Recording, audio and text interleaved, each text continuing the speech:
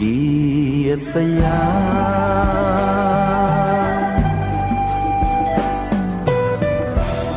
ประเทศไทยที่เจริญมั่นคงมาได้จนถึงทุกวันนี้มิได้เกิดขึ้นจากความหวาดกลัวยังคลาดเขลาแต่บรรพบุรุษไทยของเราทุกยุคทุกสมัยล้วนแต่มีความกล้าหาญและชาญฉลาดปกป้องเอกราชสร้างชาติให้เกิดความมั่นคงโดยมีธงแห่งพระไตรรัตน์เป็นเครื่องนำชัยจึงเป็นที่มาที่ไปของรายการคดีโลกคดีธรรมกล้าคิดก็ต้องกล้าทำอย่ากลัวถ้าทำความดีเป็นศึกษาปัญหาให้ทันท่วงทีเมืองไทยจะพัฒนากว่านี้รายการดีๆคดีโลกคดีธรรมรายการดีๆคดีโลกคดีธรรม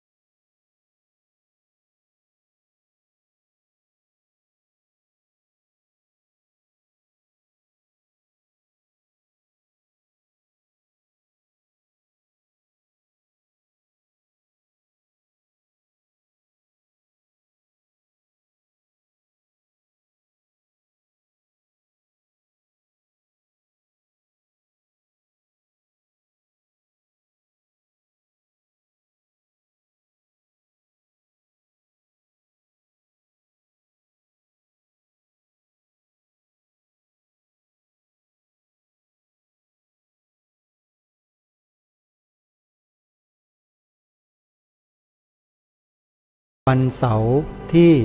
17 เมษายน พระพุทธศักราช 2564 รายการคดีโลกคดีธรรมมาพบกับท่านผู้ฟังเป็นปกติทุกวันจันทร์ถึงวันศุกร์และวันเสาร์อาทิตย์ทางสถานีวิทยุแห่งนี้ท่านผู้ฟังสามารถดาวน์โหลดแอปพลิเคชันเพื่อติดตามรับฟังรายการนี้ได้เป็นประจำทุกวันแอปพลิเคชันมีชื่อว่าสมาพันธ์สื่อวิทยุพระพุทธศาสนาอาเซียนสมาพันธ์สื่อวิทยุพระพุทธศาสนาอาเซียนเป็นแอปพลิเคชันหนึ่งเดียวที่ได้รวบรวมสถานีวิทยุพระพุทธศาสนาแห่งชาติไว้ด้วยกันหลายสถานีหลายจังหวัดเมื่อท่านดาวน์โหลดแอปพลิเคชันนี้ไว้ในโทรศัพท์มือถือของท่านเท่ากับว่าท่านจะมีสถานีวิทยุพระพุทธศาสนาแห่งชาติในจังหวัดต่างๆไว้สดับรับฟังได้ทุกที่ของโลกและฟังได้ตลอด24 ชั่วโมงจึงขอเรียนเชิญเจริญพรทุกท่านช่วยบอกต่อให้ญาติธรรมของเรานั้นดาวน์โหลดแอปพลิเคชันนี้ไว้ในโทรศัพท์โดยทั่วถึงกันวันนี้วันที่17 เมษายนเป็นวันหล่อพระพุทธรูปประธานพระอุโบสถวัดศรีอุดมวงศ์สถานีโทรทัศน์ดีทีวีมาปักหลักอยู่ที่นี่ตั้งแต่วันที่15 เมษายนเป็นต้นมาแล้วก็ได้ทำรายการสดออกอากาศในช่วงเวลาค่ำส่วนอาตมาภาพนั้นติดภารกิจอยู่ในช่วงวันที่15 16จึงไม่สามารถมาร่วมกิจกรรมได้และวันที่17ก็จะมาร่วมกิจกรรมในช่วงค่ำคืนข ของวันที่17เพราะมีภารกิจที่จะต้องไปบรรยายไปเป็นพิธีกรบนเวทีการเสวนาที่จังหวัดอุดรธานีโยมต้องขออภัยขอขมาครูบาอาจารย์ทุกรูปด้วยนะครับที่ไม่สามารถเดินทางไปร่วมกิจกรรมได้ในเวลาที่เหมาะสมวันนี้รายการคดีโลกคดีธรรมจึงขอประชาสัมพันธ์เชิญชวนญาติโยมที่อยู่ทางบ้านไม่ว่าท่านจะฟังทางสื่อใดก็แล้วแต่เป็นโอกาสดีในวันนี้แล้วที่ทุกท่านจะได้ร่วมบุญเป็นเจ้าภาพแผ่นทองร่วมเททองหล่อพระประธานประจำอุโบสถวัดศรีอุดมวงศ์อำเภอวังสะพุงจังหวัดเลยกันแล้วท่านที่สนใจจะร่วมบุญก็ติดต่อโทรศัพท์ไปได้ที่หมายเลข089-840-4968รายการในวันนี้เพื่อไม่ให้ขาดตอนในการรับเนื้อหาสาระที่ทางรายการได้บันทึกและนำมาเปิดให้กับทุกท่านได้ฟังต่อเนื่องนั่นก็คือเรื่องของเนื้อหาสาระการประชุมสัมมนาเชิงปฏิบัติการของกองการวิปัสสนาธุระแห่งประเทศไทยณวัดนาหลวงอภิญญาเทศิตธรรมตำบลคำด้วงอำเภอบ้านผือจังหวัดอุดรธานีมาให้ทุกท่านฟังอย่างต่อเนื่องด้วยกันวันนี้จึงได้เตรียมคลิปเอาไว้ในการประชุมสัมมนากันในวันดังกล่าวจะมาเปิดให้กับทุกท่านได้ฟังถึงแนวคิดแนวทางการเป็นไปได้ของการทำงานเผยแผ่วิปัสสนาธุระของกองการวิปัสสนาธุระแห่งประเทศไทยว่าเขาจะมีแนวทางในการดำเนินการอย่างไรเดี๋ยววันนี้เรามาได้ฟังเรื่องนี้กันแน่นอนแต่ก่อนจะถึงช่วงนั้นเนี่ยก็ต้องขอปรารภในเนื้อหาเมื่อวานที่ได้ปรารภกับญาติโยมไปอีกสักนิดหนึ่งเป็นการย้อนเท้าความให้ทุกท่านได้เกิดความเข้าใจที่ตรงกันเมื่อวานนี้อาตมาภาพได้หยิบยกคำพูดของหลวงปู่ทองใบพระราชสิทธาจารย์ประธานสงฆ์วัดนาหลวงที่ท่านได้มอบธรรมกถาที่ยอดเยี่ยมให้แก่พระวิปัสสนาจารย์ได้สดับรับฟังกันในที่ประชุมวันนั้นและอาตมาภาพก็ได้นำมาเปิดให้กับทุกท่านได้ฟังกันเมื่อวานสักอีกเล็กน้อยพูดถึงตุ่มตอแห่งแสงสว่างหรือดวงปัญญาที่เกิดขึ้นน้อยๆจากการปฏิบัติวิปัสสนากรรมฐานตามแนวมหาสติปัฏฐานสูตรเนี่ยเป็นสิ่งที่มันเกิดขึ้นจริงๆโยมไม่ใช่เป็นสิ่งที่มาพูดกันล้อเล่นนะถ้าทำจริงก็ได้จริงหลวงปู่ท่านว่าไว้ชัดแม้แต่ครูบาอาจารย์ที่เป็นนักวิปัสสนากรรมฐานตามแนวมหาสติปัฏฐานสูตรที่ไหนก็ต้องพูดเป็นเสียงเดียวกันว่าถ้าทำจริงก็จะได้จริง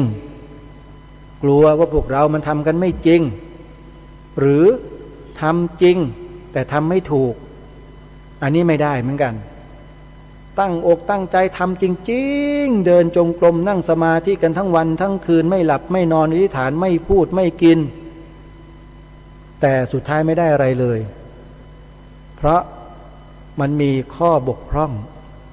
ตั้งแต่เริ่มต้นอะไรล่ะคือข้อบกพร่องความลบหลู่ดูหมิ่นครูบาอาจารย์ไม่เชื่อฟังไม่เคารพครูบาอาจารย์แค่นี้ก็จบแล้วโยมให้ปฏิบัติไปให้ตายมันก็ไม่ได้ผลอะไรเลยมันได้เหมือนกันแต่ได้มิจฉาสมาธิไม่ใช่สัมมาสมาธิแล้วไม่ต้องป่วยกล่าวไปยายถึงสติสัมปชัญญะที่เป็นสัมมาทิฏฐิมันจะเกิดขึ้นไม่ได้คือปัญญาสัมมาทิฏฐิไม่มีทางปัญญาสัมมาทิฏฐิหรือตุ่มตอแห่งแสงสว่างที่หลวงปู่ท่านว่าไว้นะมันจะเกิดขึ้นได้ก็ต่อเมื่อผู้ปฏิบัติหรือโยคาวจรเหล่านั้นเนี่ยต้องเดินให้ถูกต้องตั้งแต่เบื้องต้นถ้าเดินผิดนิดเดียวมันไปผิดหมดเลยเหมือนเราอยู่จุดเนี้ยจะเดินไปในระยะทางที่ยาวไกลเป็น1,000 กิโล ถ้ามันหันไปเพียงแค่ครึ่งองศานิดเดียวมันออกนอกทางไปเลยโยมเพราะฉะนั้นมันต้องตรงองศาต้องตรงแนวทางที่ถูกต้องทุกอย่างถึงจะเกิดสิ่งนั้นขึ้นได้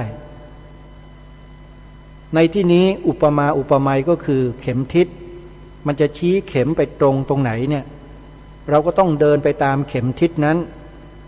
จะเดินออกนอกเข็มทิศมันก็พาหลงไปเลยแล้วมันกลับมาไม่ได้กว่าจะกลับมาถึงจุดเดิมแล้วเดินใหม่เนี่ยมันยากมันเสียเวลาจึงขอฝากโยคาวจรทั้งหลายที่มีความมุ่งหวังที่ต้องการให้เกิดปัญญาสัมมาทิฏฐิขึ้นในตัวในตนในจิตของตนเนี่ยนะในเบื้องต้นเนี่ยนะเพื่อจะละไอ้ความเป็นตัวตนอันนี้ในเบื้องปลายเนี่ยนะให้เริ่มต้นให้ถูกเดินก็ต้องเดินให้ถูกเดินให้ถูกเดินตามแนวทางไหนเล่าตามแนวทางของเอกายโนมัคโคที่พระพุทธเจ้าตรัสเตือนไว้สอนไว้คือมหาสติปัฏฐานสูตรตรงนั้นแหละไปศึกษาไปเรียนรู้ไปดูกันถ้าเราได้ครูบาอาจารย์ที่ท่านมีประสบการณ์มีความรู้มีความเข้าใจที่ถูกต้องแล้วเนี่ยไม่ต้องไปดูตำรับตำราอะไรเลยอย่างหลวงปู่ทองใบเป็นต้นอย่างหลวงพ่อโชดกพระธรรมธีรราชมหามุนีเป็นต้นในสมัยอดีตนะฮะและปัจจุบันนี้ก็ครูบาอาจารย์สายวิปัสสนากรรมฐานของกองการวิปัสสนาธุระแห่งประเทศไทยเนี่ยโยมเชื่อขนมกินได้เลยในภาษาวัยรุ่นเขาว่าอย่างนั้นไม่หลงทิศไม่หลงทางแน่นอนยืนยันเลยฮะไม่หลงเว้นเสียแต่ไม่เชื่อฟังไม่เคารพอันนี้ช่วยไม่ได้ทำตัวเองทั้งนั้นนะขอฝากไว้เลยเรื่องแรกเนี่ยสำคัญมากคือการตั้งเข็มทิศเนี่ยการมีความเคารพมีการคารวะเชื่อฟังครูบาอาจารย์เนี่ยอันดับ1 2อย่าโกหกครูบาอาจารย์ส่งอารมณ์ให้ตรง3ทำให้ต่อเนื่องส่งอารมณ์ให้ต่อเนื่องสงสัยอะไรให้ถามแล้วครูบาอาจารย์แนะนำต้องทำตามมันอยู่ในเรื่องของความศรัทธาความเชื่อมั่นความมีสัมมาคารวะต่อตัวครูบาอาจารย์นั่นเองโยมพระพุทธเจ้าทรงเสด็จดับขันธปรินิพพานไปนานแล้วโยมบางคนหรือใครบางคนบอกว่าไม่เชื่ออะไรครูบาอาจารย์เชื่อพระพุทธเจ้าสิพระพุทธเจ้าที่เป็นตัวเป็นตนมีพระชนชีพมีอยู่ไหมเล่าก็เป็นพระไตรปิฎกไงก็ไปอ่านไปศึกษาเองดิแค่นั้นก็ปฏิบัติได้แล้วจริงอยู่จริงฮะแต่คนนั้นน่ะเข้าใจหรือเปล่าเข้าใจในเนื้อหาของคัมภีร์พระไตรปิฎกดีแค่ไหนแล้วเข้าถึงหรือยังคำสอนของพระพุทธองค์ที่เป็นตัวลายลักษณ์อักษรที่มีอยู่ในพระไตรปิฎกนะโยมเป็นแค่แนวทางเฉยๆส่วนการรู้จริงรู้แจ้งนั้นต้องปฏิบัติเรามีครูบาอาจารย์ที่ท่านเข้าใจท่านรู้แจ้งท่านเห็นจริงมาสอนเราเนี่ยแล้วเราจะเอาอะไรจะต้องไปนั่งค้นคว้าศึกษาพลิกตำรับตำรา 84,000 พระธรรมขันธ์ไปนั่งดูอยู่หรืออาตมาภาพว่าตายก่อนไม่ต้องทำอะไรกันนะหลวงปู่ทองใบยืนยันเลยว่าทางลัดมันมีอยู่แล้วท่านก็แนะนำท่านก็บอกเราด้วยเดี๋ยวช่วงต่อๆไปข้างหน้าเนี่ยอาตมาภาพจะนำเสียงที่หลวงปู่ท่านตอบคำถามที่อาตมาภาพถามท่านเนี่ยถามท่านว่ามีทางลัดอะไรไหมหลวงปู่ที่จะแนะนำครูบาอาจารย์เราหรือลูกศิษย์ลูกหาประชาชนโดยทั่วไปให้เข้าถึงวิปัสสนากรรมฐานแบบรวดเร็วแบบไม่ต้องเสียเวลามากทำยังไงเดี๋ยวท่านจะตอบให้ฟังแต่ในวันนี้เนี่ยจะมีเรื่องของการประชุมสัมมนาของคณะกรรมการบริหารกองการวิปัสสนาธุระแห่งประเทศไทยในการบริหารจัดการที่จะขับเคลื่อนงานวิปัสสนาธุระมาให้กับพวกเราได้ฟังกันก่อนโยมอย่าทิ้งทางโลก นะอย่าเกลียดทางโลกเนี่ยกับทางธรรมเนี่ยโยมมันทางเดียวกันนั่นแหละเชื่อไหมที่พูดเนี่ยมันทางเดียวกันแล้วเสร็จแล้วพอเดินไปถึงจุดหมายหนึ่งเนี่ยจิตที่มันรู้ที่มันตื่นแล้วมันเบิกบานเห็นแล้วเนี่ยมันก็จะทิ้งของมันไปเองเวลาเดินมันเดินไปด้วยกันแบบนี้แหละมันทิ้งไม่ได้โยมปรมัตถ์ก็ต้องอาศัยบัญญัติตัวบัญญัติก็ต้องอาศัยปรมัตถ์เป็นเหตุเป็นปัจจัยเนื่องกันอยู่อย่างนี้เบื้องต้นมันต้องอาศัยกันก่อนเหมือนกับเรือข้ามฟากอะเราจะข้ามแม่น้ำข้ามมหาสมุทรในขณะที่มีปลาฉลามมีจระเข้เขี้ยวโง้งพร้อมที่จะกินสิ่งมีชีวิตทั้งหลายทั้งปวงที่ตกลงไปในน้ำอยู่เรามีเรือมีแพขนาดใหญ่พาเราข้ามไปเนี่ยนั่นคือยานพาหนะที่เป็นเหตุปัจจัยนำพาเราไปสู่อีกฝั่งหนึ่งโลกิยะทั้งหลายทั้งปวงนั่นก็เหมือนกับเรือนี่แหละอาศัยขี่ข้ามไปดิพอขึ้นฝั่งได้แล้วใครจะแบกเรือไปบ้างอ่ะคงไม่มีใครแบกเรือหรอกโยมอุปมานี้ฉันใดอุปไมยก็ฉันนั้นการปฏิบัติเพื่อนำไปสู่ความวิมุตติหลุดพ้นเนี่ยเหมือนกันโยมเดินในเบื้องต้นมันก็ต้องอาศัยความเป็นโลกิยะนี่แหละเดินกันไปก่อนอยู่ๆก็จะปฏิเสธเลยบอกว่าไม่ต้องถวายเงินมาหรอกพระเพลอะเนี่ยมันจะไปนิพพานกันหมดแล้วให้มันไปนิพพานกันเถอะถวายแล้วบาปอย่างนู้นบาปอย่างนี้ไอ้พูดแบบนี้พูดไม่รับผิดชอบสังคมไอ้พวกเนี้ยนะอาตมาภาพพูดไปพูดมาก็ต้องแวะก็มานิดนึงโยมพวกปัญญาอ่อนทั้งนั้นแหละปัญญามันสั้นมันคิดไม่เป็นมันมองโลกในแง่เดียวนะอาตมาภาพขอบอกว่าโลกียะมันก็มีความจำเป็นในเบื้องต้นนะโยมอย่าไปฟังอย่าไปอะไรกับพวกปรมัตถ์พวกโลกุตระพวกนั้นมากก็เลยอาตมาภาพว่าพวกนี้ไม่ได้บรรลุหรอกพวกทะลุทั้งนั้นน่ะทะลุนะไม่ใช่บรรลุนะถ้าเกิดบรรลุแล้วก็ไม่เป็นแบบนี้หรอกดูครูบาอาจารย์ของเราสิแต่ละรูปแต่ละองค์นะสายหลวงปู่มั่นหลวงปู่ฟั่นสายหลวงปู่ชาเนี่ยท่านเคยมาสอนมาเสี่ยมให้ญาติโยมเลิกถวายปัจจัยพระไหมเล่ามีไหมแล้วพวกนี้มันเป็นใครล่ะนะแวะนิดนึงขออภัยนะโยมมาพูดแล้วก็ต้องพูดให้มันชัดๆหน่อยโลกิยะมันต้องพูดให้ชัดโยมพูดไม่ชัดแล้วฟังกันไม่รู้เรื่องทีนี้ก็กลับมาสู่แนวทางของเราใหม่อย่างที่กล่าวไปเมื่อสักครู่นี้ว่าแนวทางที่จะเดินตรงไปสู่ความวิมุตติหลุดพ้นเนี่ยมันต้องไปให้ตรงกับเข็มทิศที่ตั้งไว้เดินในก้าวแรกนี่สำคัญมากถ้าเดินถูกก้าวที่หนึ่งก้าวที่สองมันก็ถูกก้าวสองถูกก้าวสามมันก็ถูกเพราะมีเข็มทิศชี้ไปข้างหน้าเข็มทิศนั้นคืออะไรสติปัฏฐานสูตรขอย้ำเลยสติปัฏฐานสูตรโยมเริ่มกันตั้งแต่เข็มทิศชี้ไปอันแรกแล้วก็เดินไปเถอะ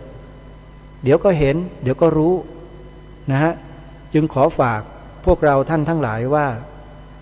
งานวิปัสสนาธุระนั้น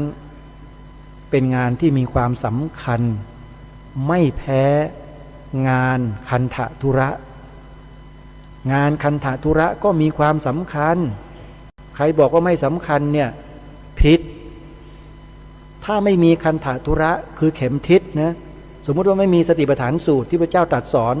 ในรูปของพระไตรปิฎกไม่มีนะในโลกนี้ไม่มีคุณเดินไปเนี่ยคุณเดินไปถึงจุดหมายไหมให้เดินให้ตายกี่ล้านชาติกี่แสนโกฏชาติก็ไปไม่ถึงหรอกถ้าคุณไม่ได้สดับรับฟังสิ่งนี้คือสติปัฏฐานสูตรเพราะฉะนั้นคันธธุระจำเป็นสำคัญต้องศึกษาต้องเรียนรู้ทำความเข้าใจให้ถูกต้องแล้วจึงจะเดินได้ถูกทางท่านสาธุชนทั้งหลายอย่าให้เสียเวลากันเลยโยมเดี๋ยวมีคลิปเสียงของการประชุมสัมมนาของคณะกรรมการกองการวิปัสสนาธุระที่วัดนาหลวงวันที่9 เมษายนที่ผ่านมาเนี่ยให้พวกเราได้ศึกษาได้ฟังกันว่าแต่ละท่านแต่ละองค์นั้นท่านมีแนวทางและแนวคิดกันอย่างไรติดตามรับฟังแล้วได้มาสรุปในช่วงท้ายพร้อมๆกันณบัดนี้โยมครับเสร็จแล้วก็จะเข้าสู่การ ประชุมสัมมนาเลยนะครับ เพื่อต่อเนื่องก่อนที่จะนิมนต์พระเดชพระคุณหลวงปู่ไปพักนะครับผู้ที่จะดำเนินรายการก็คือท่านพระครูปลัดณรงค์ฤทธิ์นะครับจะได้ดำเนินรายการในช่วงประมาณ1 ชั่วโมงต่อจากนี้ไปดังนั้นก็ขออาราธนาท่านพระวิปัสสนาจารย์ได้กลับเข้าสู่ที่นั่งเดิมนะครับแล้วก็จะได้ดำเนินรายการจะขอสัก2-3 คำถามทั้งการรายงานนะครับ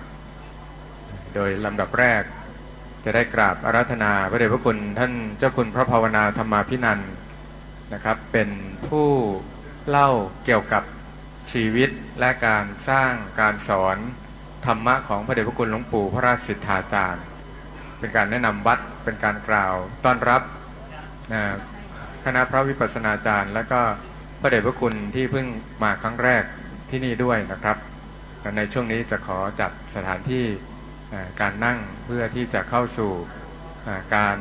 ประชุมสัมมนาในเชิงปฏิบัติการนะครับของกองการวิปัสสนาซึ่งเป็นวาระสำคัญที่จะมีการขับเคลื่อนว่าวิปัสสนากองการวิปัสสนายุคใหม่ยุคหลัง New Normal โควิด -19 จะเป็นอย่างไรนะครับดังนั้นต่อไปนี้ขอนิมนต์ท่านพระอาจารย์พระครูปลัดณรงค์ฤทธิ์ได้เตรียมพร้อมเลยนะครับเพื่อที่จะได้ดำเนินรายการให้จบภายใน1 ชั่วโมงแต่ลำดับแรกนี้จะขอกราบอาราธนาพระเดชพระคุณท่านเจ้าคุณพระภาวนาธรรมาภินันท์เจ้าวาดวัดนาหลวงนะครับได้โปรดเมตตา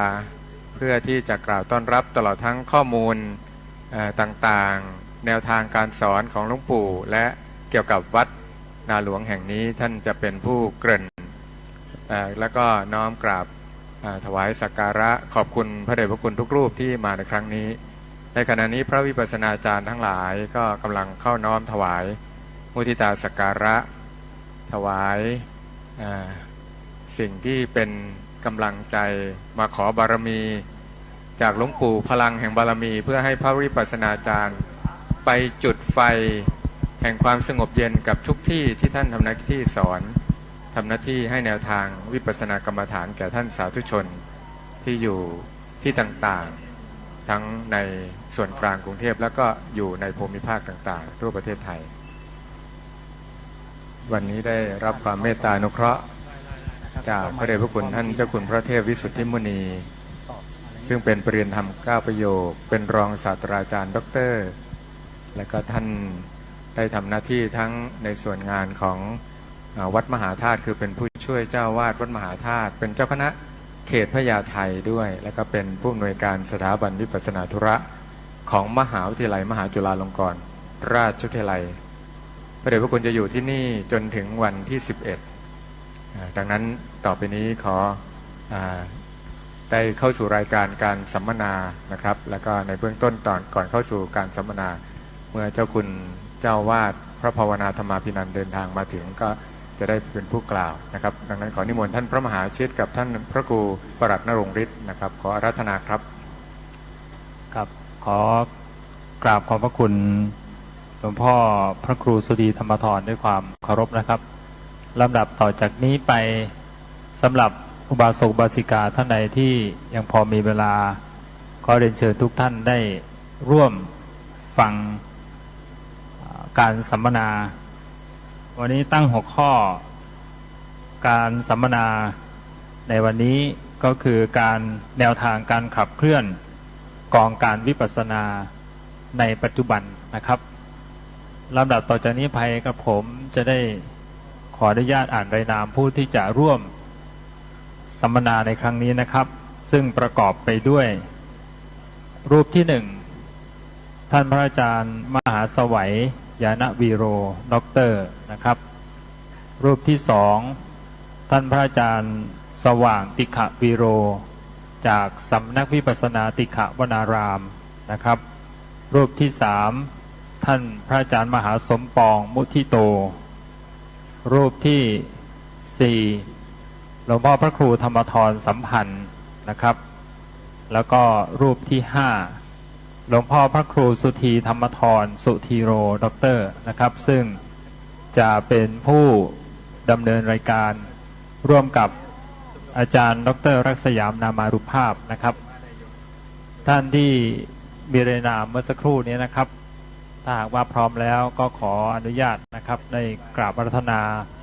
ประจำยังเก้าอี้นะครับที่เจ้าหน้าที่จัดเตรียมไว้เพื่อที่จะเข้าสู่พิธีหรือกิจกรรมสัมมนาแนวทางการขับเคลื่อนกองการวิปัสสนาธุระในปัจจุบันนะครับเป็นลำดับต่อไปในระหว่างนี้นะครับเจ้าหน้าที่ก็จะได้แจกเอกสารซึ่ง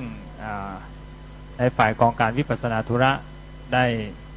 นำมาแจกเป็นเอกสารประกอบการประชุมซึ่งจะมี2ส่วนด้วยกันนะครับส่วนแรกเป็นส่วนของการประชุมนโยบายแล้วก็มติต่างๆสรุปก่อนเมื่อสรุปมติประชุมต่างๆเสร็จแล้วก็จะเป็นกิจกรรมสัมมนาเชิงปฏิบัติการในหัวข้อแนวทางการขับเคลื่อนกองการวิปัสสนาธุระในประเทศไทยในปัจจุบันเป็นลำดับต่อไปนะครับสำหรับภารกิจที่ผ่านมานะครับผมขออนุญาตในช่วงที่ครูบาอาจารย์กำลังเดินไปประจำยังเก้าอี้ที่จัดเตรียมไว้นะครับภารกิจที่ผ่านมาของกองการวิปัสสนาธุระก็มีการหล่อรูปเหมือนของเจ้าประคุณสมเด็จพุทธาจารย์อาจขึ้นที่มหาวิทยาลัยมหาจุฬาลงกรณราชวิทยาลัยที่วังน้อยนะครับแล้วก็มีการจัดปฏิบัติธรรมแล้วก็ประชุมทั้งกลุ่มย่อยแล้วก็เข้าถวายสักการะแด่พระมหาเถรานุเถระแล้วก็มอบถวายใบตราตั้งกรรมการบริหารกองการวิปัสสนาธุระที่มหาวิทยาลัยมหาจุฬาลงกรณราชวิทยาลัยวังน้อยนะครับนอกจากนั้นก็ได้ร่วมพิธีฌาปนกิจศพของ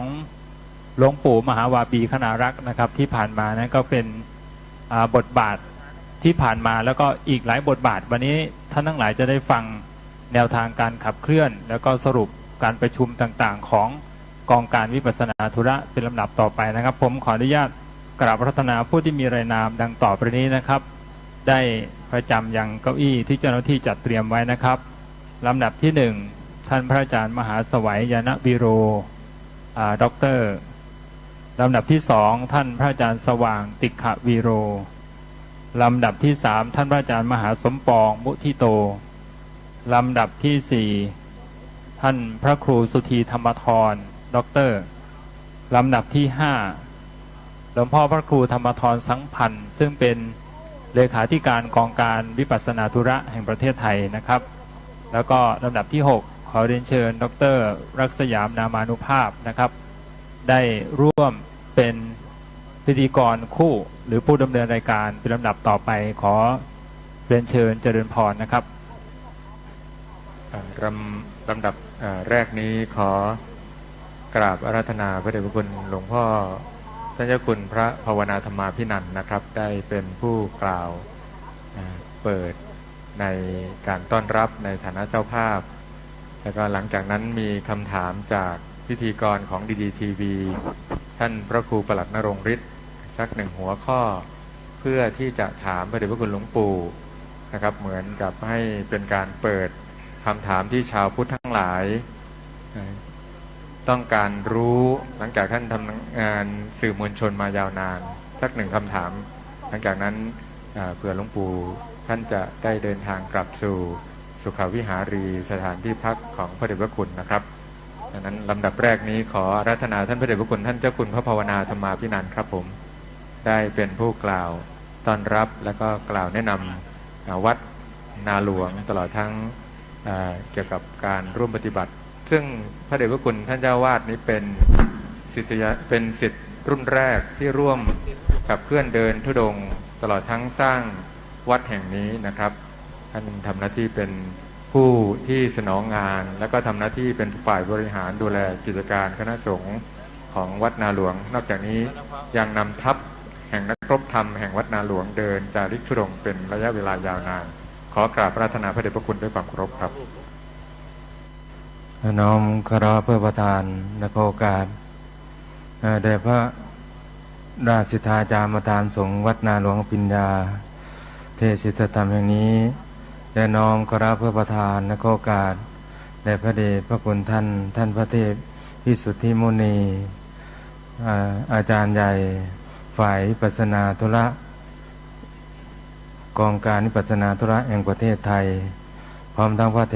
ระทุกรูปด้วยความเคารพอย่างสูงยิ่งครับสำหรับในวันนี้ก็เป็นวันที่ประจักษ์แจ้งในการได้แต่งตั้งที่ปรึกษากองการวิปัสสนา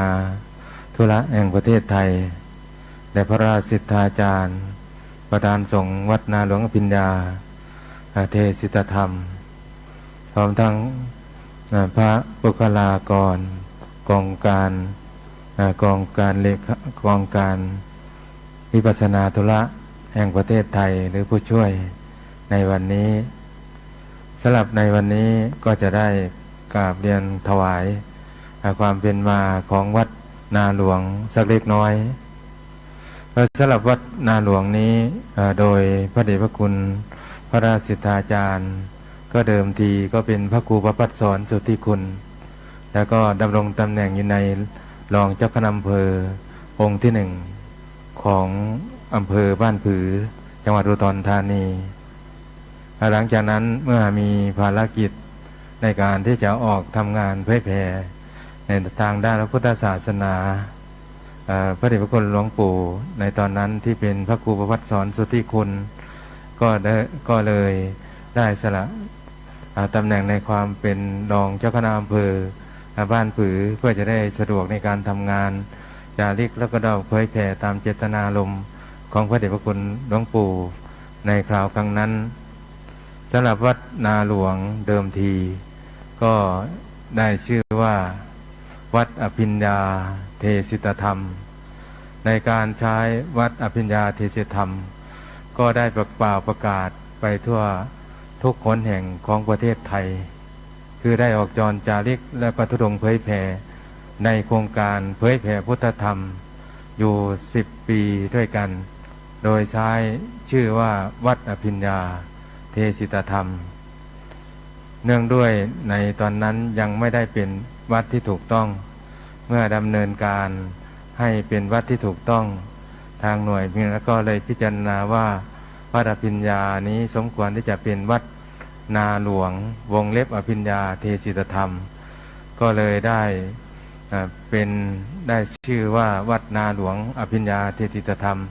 ตั้งแต่บัดนั้นเป็นต้นมาสำหรับการออกทำงานในทางพุทธศาสนาหรือว่าออกทำงานศาสนกิจของพระเดชพระคุณพระราชสิทธาจารย์พร้อมศิษยานุศิษย์ในวัดนาหลวงที่ท่านได้ดำเนินกับปฏิบัติมาก็ใช้เวลายืดยาวจากวันนั้นก็ถึงวันนี้รวมแล้วก็30 ปีด้วยกันในปีแรกที่ออกจาริกธุดงค์หรือเผยแผ่พระเดชพระคุณหลวงปู่ท่านก็ได้เริ่มตั้งแต่ปี 2533 เป็นต้นมาสำหรับการที่จะออกทำงานโดยเผยแผ่ตามหลักเกณฑ์การที่หลวงปู่ท่านมีกฎระเบียบวางเอาไว้บุคคลใดใครก็ตามหรือว่าพระคุณเจ้าใดก็ตามที่มีศรัทธามาอยู่วัดนาหลวงหรือจะออกทำงานเผยแผ่พุทธศาสนานั้นต้อง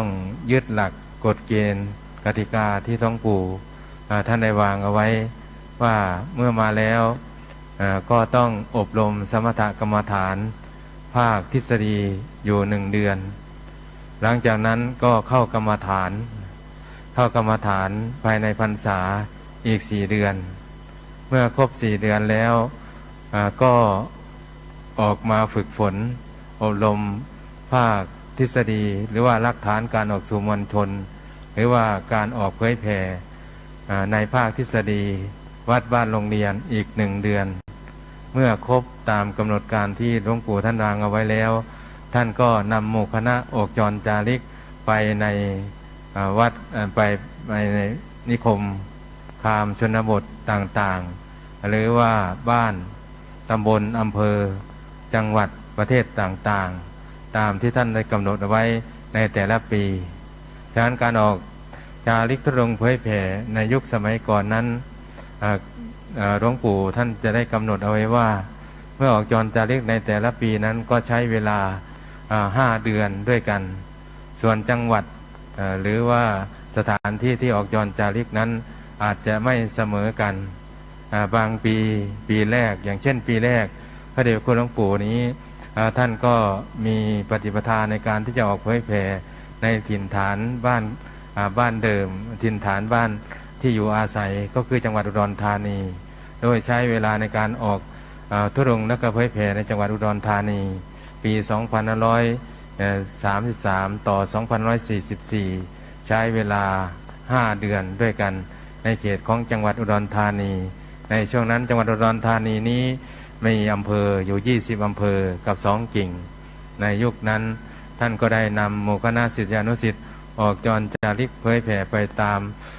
บ้านตำบลอำเภอแล้วก็ในจังหวัดครบ 5 เดือนแล้วก็เดินทางกลับอันนี้คือปีแรกส่วนปีต่อไปก็กำหนดไว้อยู่5 เดือนส่วนจังหวัดนั้นมีอยู่6 จังหวัดด้วยกันก็ตามความเหมาะสมที่แต่ละปีที่สามารถที่จะจาริกหรือว่าธุดงค์ออกเผยแผ่ไปได้ฉะนั้นเมื่อสรุปแล้วในการออกจาริกธุดงค์ของพระเดชพระคุณหลวงปู่หรือว่าจะนำศิษยานุศิษย์ออกทำงานเผยแผ่ตั้งแต่เบื้องต้นท่ามกลางจนถึงที่สุดจงมาหยุดอยู่ในปี 2563 ในปีนี้ครบรวมทั้งหมดแล้วนี่ก็เป็น30 ปีพอดีที่ท่านได้นำหมู่คณะออกจาริกธุดงค์หรือว่านำลูกศิษย์ลูกหาออกจาริกธุดงค์ทั้งไปด้วยตนเองบ้างแล้วก็ไปเยี่ยมเป็นบางครั้งคราวบ้างฉะนั้นการออกจาริกธุดงค์เผยแผ่นี้ก็ถือว่าเป็นนิมิตหมายที่ดีที่เราได้เข้ากรรมฐานเราได้ฝึกซ้อมภาคทฤษฎีหรือว่าอบรมในเรื่องสมถกรรมฐานอยู่1 เดือนพอความเข้าใจเป็นแผนที่หลังจากนั้นหลวงปู่ท่านก็ให้เราเข้ากรรมฐานเป็นการอดนอนผ่อนอาหารหรือว่าสมาทานตามเจตนาที่เราจะพึงพอปฏิบัติได้ตามปฏิปทาหรือว่าตามอินทรีย์ของตนเองการอดนอนการผ่อนอาหารการทำความเพียรขึ้นอยู่กับศรัทธาและก็ความมุ่งมั่นสำหรับแต่ละรูป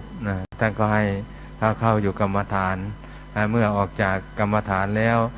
ได้กำหนดเวลาในการออกพรรษาท่านก็จะได้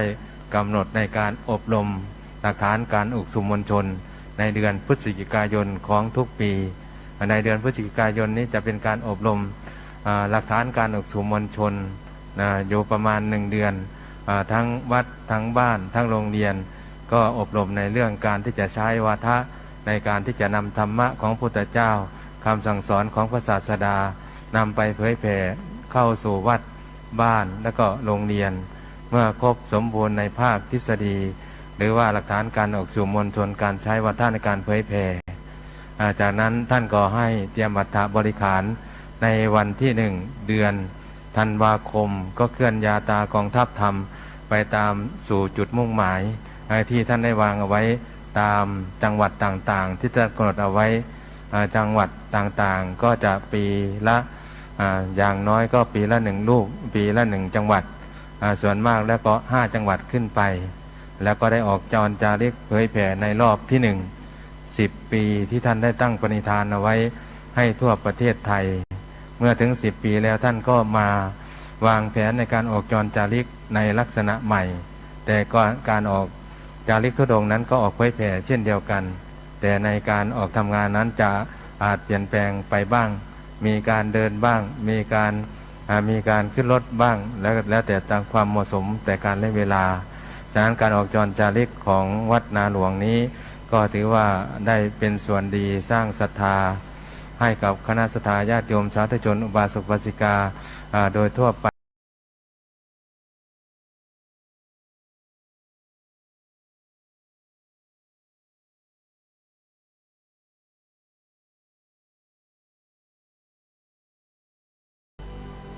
นั่นก็เป็น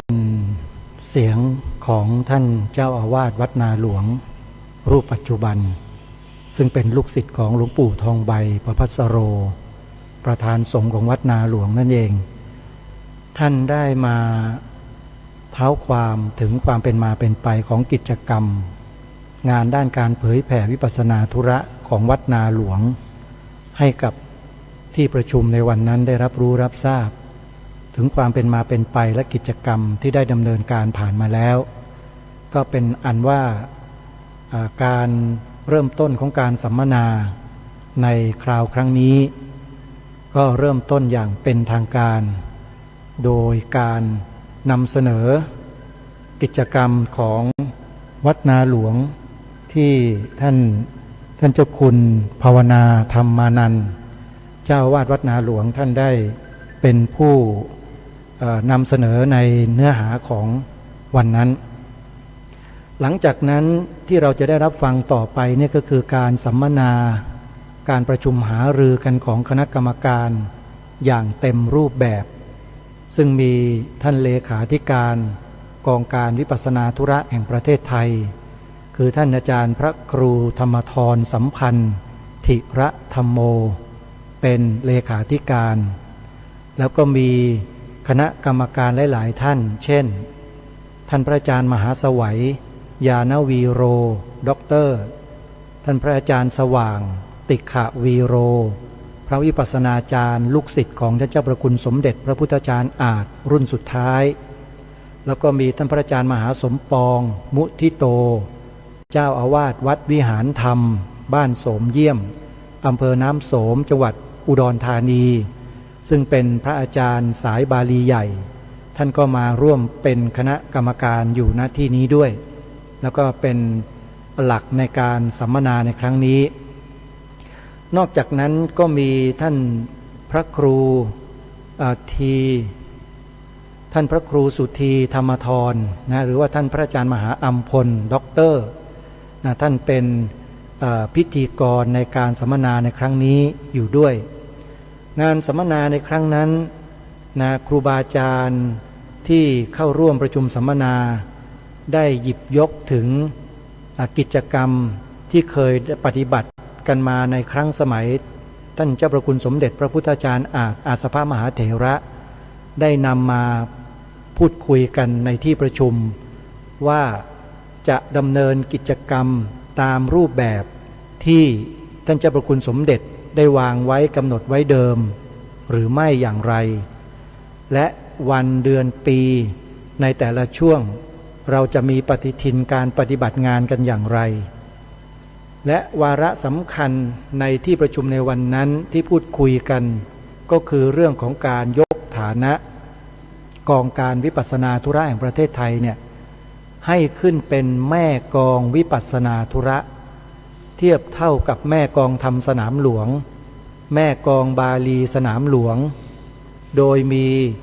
แม่กองบาลีและแม่กองโดยมีแม่กองวิปัสสนาธุระซึ่งเป็นพระมหาเถระผู้ใหญ่ในมหาเถรสมาคมเนี่ยเป็นประธานเป็นแม่กองใหญ่แล้วก็ขยายงานนี้ให้เป็นไปอย่างมีมาตรฐานและเป็นที่ยอมรับสำหรับสังฆมณฑลทั่วทั้งแผ่นดินและทั่วโลกสืบต่อไปในการนี้เองอาตมาภาพในฐานะเป็นพิธีกรในงานที่ตั้งคำถามกับพระเดชพระคุณท่านเจ้าคุณพระราชสิทธาจารย์หรือว่าหลวงปู่ทองใบประภัสโรในวันนั้นเนี่ยมีประเด็นนี้อยู่ในคำถามนั้นด้วยซึ่งเดี๋ยวจะได้นำมาเปิดในช่วงท้ายๆของการประชุมให้กับญาติโยมสาธุชนได้ฟังกันด้วยนะสำหรับในช่วงนี้อาตมาภาพเองเหลือเวลาอีกเพียงน้อยนิดเท่านั้นเองโยมนะก็อยากจะฝากศรัทธาสาธุชนทั้งหลายอีกครั้งหนึ่งว่างานวิปัสสนาธุระหรืองานวิปัสสนากรรมฐานนี้เป็นงานที่ต่อยอดมาจากคันธธุระคันธธุระกับวิปัสสนาธุระเป็นธุระสองประการที่องค์สมเด็จพระสัมมาสัมพุทธเจ้าฝากให้เหล่าพุทธบริษัททั้งหลายทั้งปวงทั้งฝ่ายบรรพชิตและคฤหัสถ์ช่วยกันสืบสารให้ยาวนานตลอดกาลเพราะฉะนั้นในประเทศไทยของเรานั้นจะสังเกตเห็นว่างานคันธธุระของเรานั้นมีรูปแบบที่มั่นคงถาวรมาโดยตลอดจะเป็นมาตั้งแต่เมื่อไหร่อย่างไรนั้น อาตมาภาพน่าจะพิจารณาแล้วไม่ผิดก็คือตั้งแต่ครั้งสมัยสมเด็จพระมหาสมณเจ้ากรมพระยาวชิรยานวโรรสเป็นผู้กำหนดหลักสูตรการศึกษาเหล่านี้ไว้อย่างเป็นระบบ แต่ก่อนหน้านี้อาจจะมีการศึกษาเล่าเรียนแผนกคันธทุระเนี่ยมายาวนานกว่านั้นก็ได้ซึ่งถ้าหากสืบสาวลงไปเนี่ยเราก็จะทราบกันเป็นอย่างดีว่าในประเทศไทยของเราตั้งแต่ครั้งกรุงศรีอยุธยาเป็นต้นมาเนี่ยโยมการศึกษาเล่าเรียนพระธรรมวินัยของพระสงฆ์และคฤหัสถ์ญาติโยมในครั้งสมัยอยุธยาก็ดีหรือกรุงสุโขทัยก็ตามเนี่ยเป็นการศึกษาแบบมุขปาฐะคือแบบโบราณแท้ๆมาเลยและพอหลังจากที่โลกสมัยใหม่เริ่มมีการจัดพิมพ์หนังสือเป็นตัวอักษรขึ้นมาเนี่ยประเทศไทยเราในรัชสมัยของพระบาทสมเด็จพระจุลจอมเกล้าเจ้าอยู่หัวก็ทรงมีแนวพระดำริให้จัดพิมพ์พระไตรปิฎกหรือคำสอนพระพุทธเจ้าเนี่ยให้เป็นอักษรไทยขึ้นมาเป็นครั้งแรกจึงมีพระไตรปิฎกฉบับสยามรัฐเกิดขึ้นในโลกใบนี้เป็นครั้งแรกในรัชสมัยของพระองค์นั่นเองและการศึกษาเล่าเรียนตำรับตำราการตั้งแม่กองบาลีสนามหลวงแม่กองทำสนามหลวงก็เกิดขึ้นโดยลำดับแต่ครั้งนี้การประชุมมีความมุ่งหวังและปรารถนาจะให้เกิดแม่กองวิปัสสนาธุระขึ้นในสังฆมณฑลและในราชอาณาจักรไทยของเราตรงนี้จึงขอฝากทุกท่านทุกฝ่ายว่าให้ช่วยกันสนับสนุนให้เกิดแม่กองวิปัสสนาธุระตรงนี้ในสังฆมณฑลของเราโดยทั่วถึงกันด้วยนะฮะเอาละท่านสาธุชนเวลาของรายการหมดลงแล้วอาตมาภาพต้องขอสมมุติจุติไว้แต่เพียงเท่านี้วันพรุ่งนี้เดี๋ยวมาติดตามรับฟังการสัมมนากันแบบเต็มๆนะฮะขอความสุขสวัสดีในธรรมแห่งองค์สมเด็จพระบรมศาสดาสัมมาสัมพุทธเจ้าจงปรากฏเกิดมีขึ้นในจิตใจของท่านผู้ฟังทุกท่านทุกคนเทินขอเจริญพร